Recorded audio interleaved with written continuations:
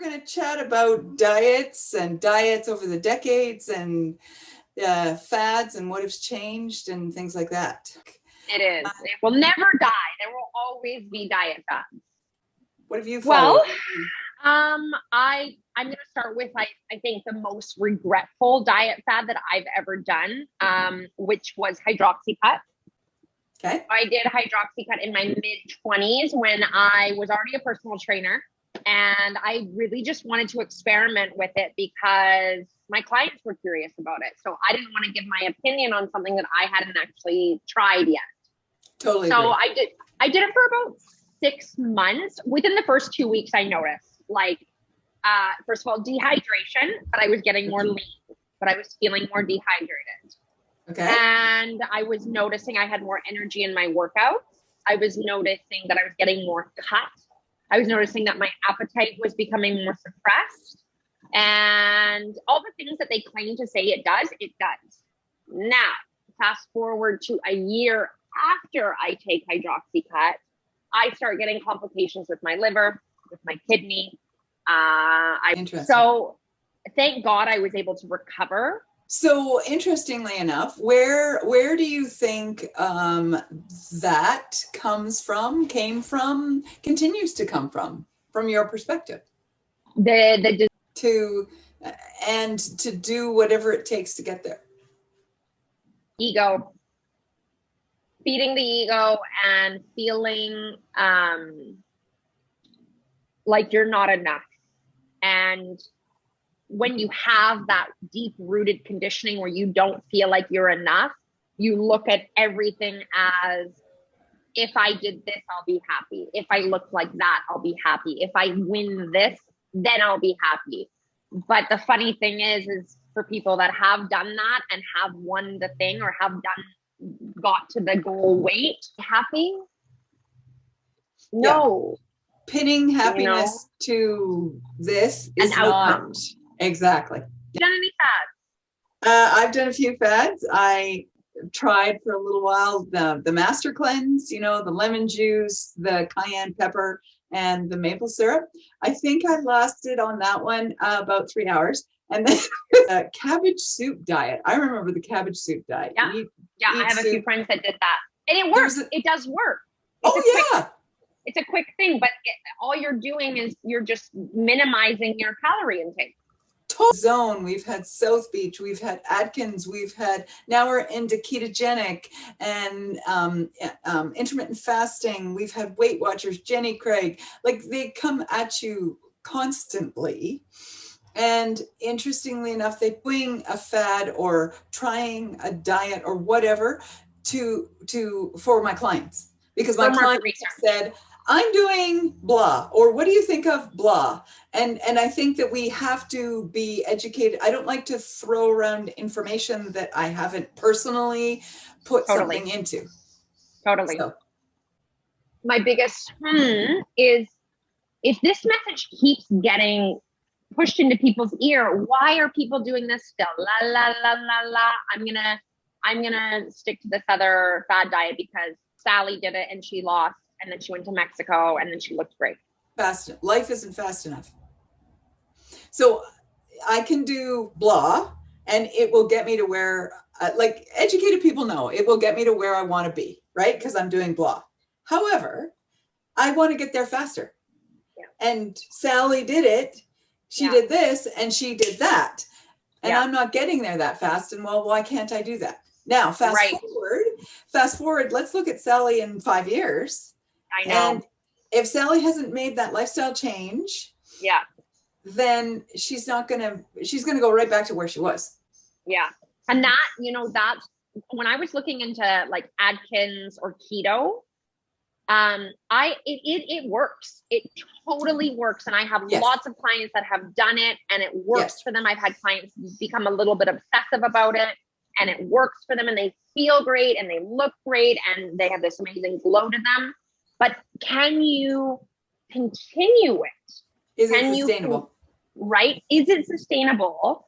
Great if it is, but also, what does your insides look like after 5 years of doing keto? I am also a firm believer, as you and I have discussed, that I think we agree that what works for one doesn't always work for others. I really like the point systems, agree. Jenny Craig, Weight Watchers, because it teaches you. You're getting education in the process. You're not just listening and doing. You're actually having to take the tools that these companies are giving you and implement them into your own life. So I love the education that people get when they do successfully these programs. Not everyone wants to count macros. No, that's I right. And for our audience, macros are macronutrients, protein, fat, and carbohydrates. And preference would be Weight Watchers over Jenny Craig, and that's only because you can go to the grocery store and take something off the shelf.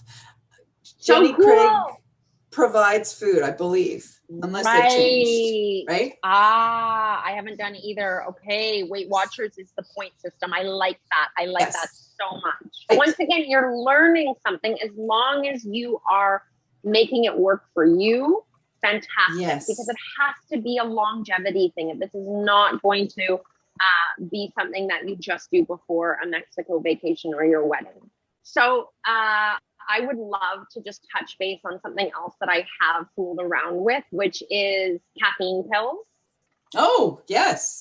Yeah, caffeine pills. Interesting. And fat burners. Okay. Appetite suppressant, more energy. That seemed to be my go-to in my mid-20s. I was like, I want more energy and I don't want to be hungry all the time, which is so it's so counterproductive because you're doing so much more. You need more fuel. Exactly. Yes. Yeah. And once again, this is going to eat away at your muscles. This is going to eat away at things that you want to keep on your body. Mm-hmm. In university, because that was like our study drug. Yes. You know? Yes. And then it was like, oh, I don't feel hungry when I do these. Literally took them for 3 months. This was after I had already screwed up my body with Hydroxycut. So I kind of knew what I was doing. It was like every time I took them, I had this like little voice inside of me being like, Jenny, what the hell are you doing, girl? The cigarette diet. Oh, of course. I think people do it without even thinking that they're doing the cigarette diet. The only fad diet that I'm going to say is a good one is going to be like a Weight Watchers. I agree. That has longevity. That teaches you something. It's a great course. That's right. To take on. Yes. Is it forever? Totally like, sure, but you can probably graduate from it, you know? Oh, I think so. And I think it's something though that teaches you that over the, like I have done Weight Watchers in the past and yeah, it's sustainable. It's relative. My doctor actually has said to me before, if you want to do something, do Weight Watchers. Is that you could technically eat hamburgers all day as long as you stay in your points. So they're not differentiating nourishment versus calorie. No. They're doing calorie counting. They're not doing nourishment. Right. However, I believe that over time, you're going to start to catch on. If I can only eat, if I can only eat, so for example, 3 hamburgers for my points allotment, but then I could eat oatmeal and salad and protein and veg and 3 snacks and like for the same point allotment, over time, I hope you're going to go, right? And that's where the education piece is going to come in. Have you ever done a juice cleanse? Yes, I have done a juice cleanse. Yes, I'm sure I have. A juice cleanse, slim fast, isogenics. And I'm not saying that they're all bad. It's just they're all a cleanse mechanism. And I've done many a cleanse mechanism. It's really... once you juice out all the pulp and the guts of the fruit, you're drinking water with some sugar in it. Really, it's sugar water, right? Yeah. So basically, you're just starving yourself. You go to a slim fast, for example. Again, really high sugar content. Yeah. They, from what I understand, they've changed a lot of their excuse me, their products, and they've increased the protein in a lot of them. And so they have a better model. Their model, the same with somebody like Isogenics, 2 shakes and a meal. Isogenics has changed their model somewhat in that they're augmenting, from what I understand, their shakes with a few more meals, and the shake is giving you more protein again. Okay. But again, one of my biggest experiences with any of them is I miss chewing.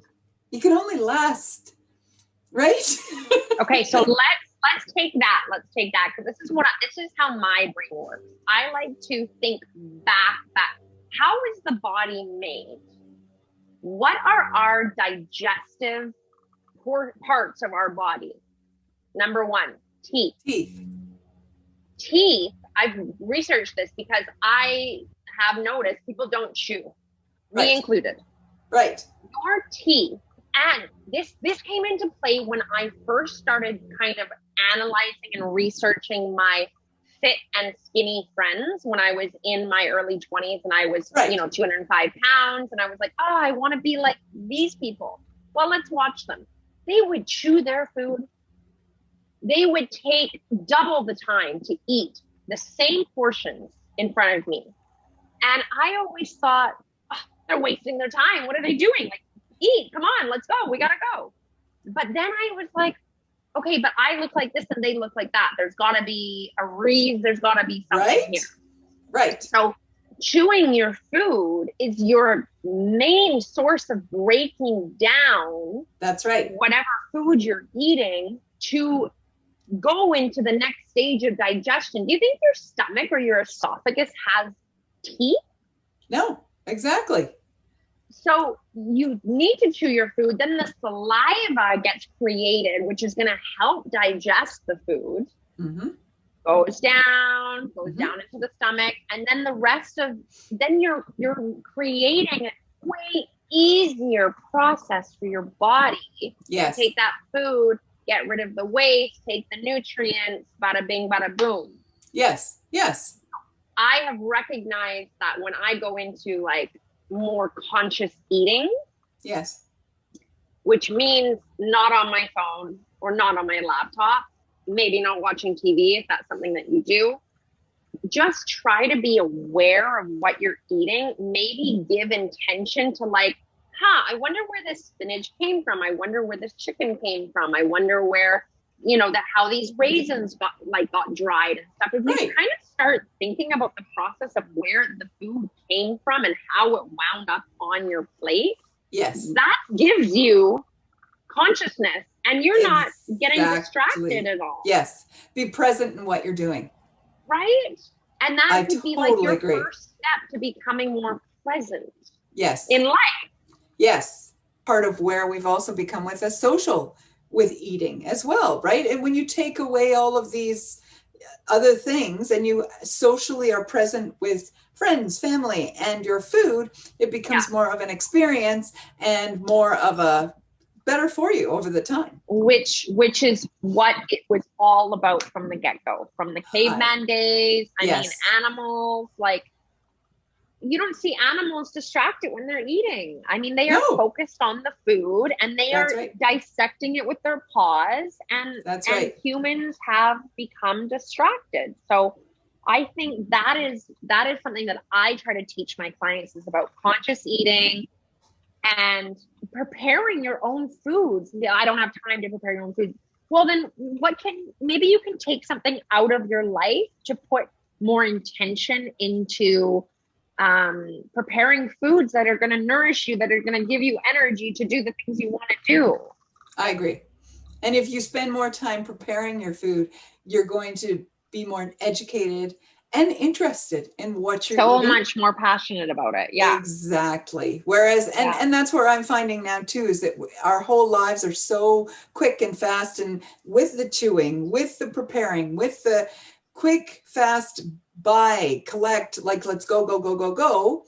And there's more and more ways now to get food to us as fast as possible. Yeah. But again, we're not preparing, we're not spending the time. Right. That's why I like, there's those food delivery companies, and I really love the ones that either they're just full on food delivery, like Sprout Market, and they just deliver you what you've asked for, or like Chef's Plate, where they give you the exact ingredient. Yes. But you're still preparing it. Yes.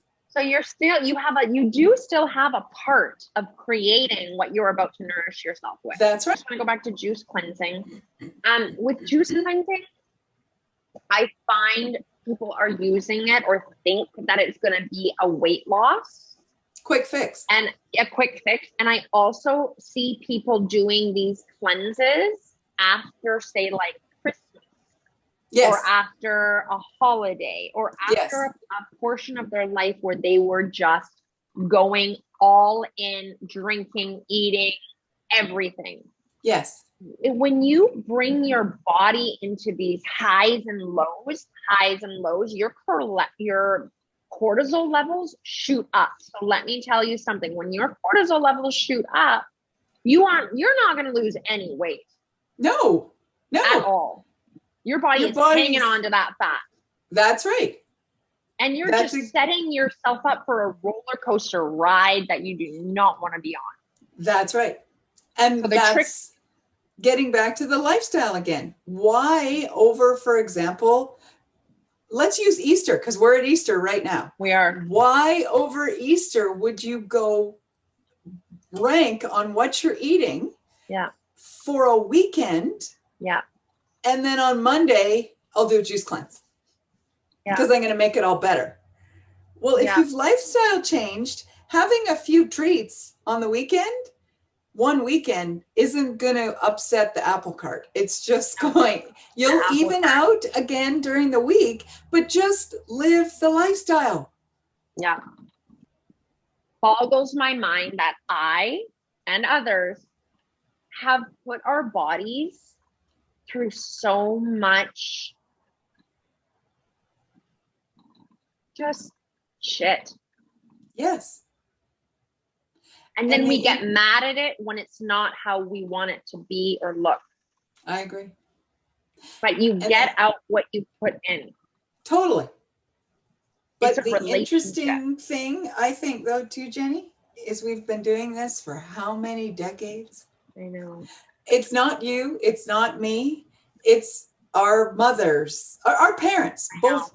It's their parents. It's our kids. It's our kids' kids. It's a continuous circle that we seem to have trouble stepping off of. Yeah. Now, some trends that I'm seeing that I do applaud, and I'm excited for our future.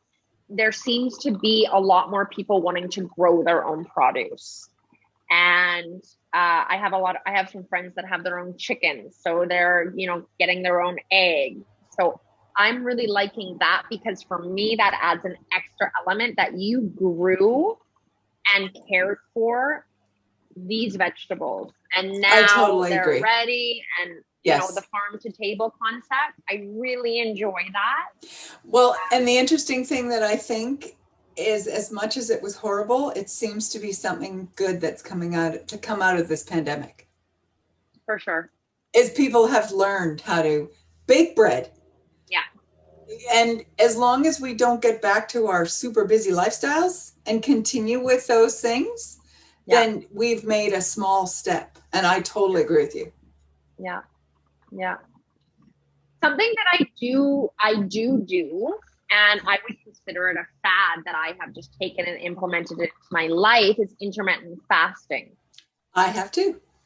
What I do it though for is not for weight loss, is that I like to give my body a break a few times a week, 1 time a week, 2 times a week, a 16-hour break where I'm not putting any food in it. And it can maybe put the energy that it has towards looking at my liver or looking at my kidneys or looking at my intestine and just kind of helping. And complete digestion. It gets anything left over, digested. And another thing that I've added to that is my warm water with lemon juice in the morning. That's nice. And it's a nice soothing way to wake up too. It is. And it starts your digestive. It sort of wakes everything up. There's no rush. you Yeah. know, and I don't jump into coffee right away. Yeah, good for you. I do. It's, you know, I've got that voice inside of me being like, Jen, like, don't get me wrong, I'll drink water, but I have this amazing espresso machine and it's like my thing. It's like what I look forward to, you know? But Right. I know that having coffee right at the beginning of the morning on an empty stomach is not good for me, but I haven't been able to conquer that habit yet. Okay. Wish I'm me going to luck. challenge you. Please. I'm going to challenge you to start your lemon water first thing in the morning. Yep. Half a lemon. Here it's going to be lime water because we Okay. don't really have lemons in Mexico. That's but fine. Lime water. Okay. That's fine. Yep. Like room temperature or warm water. Okay. Okay. There's some days that I'm not in a rush, but I never miss it. But if I'm running a little bit behind, I'll shoot it. I won't just sip it, but I still get it in.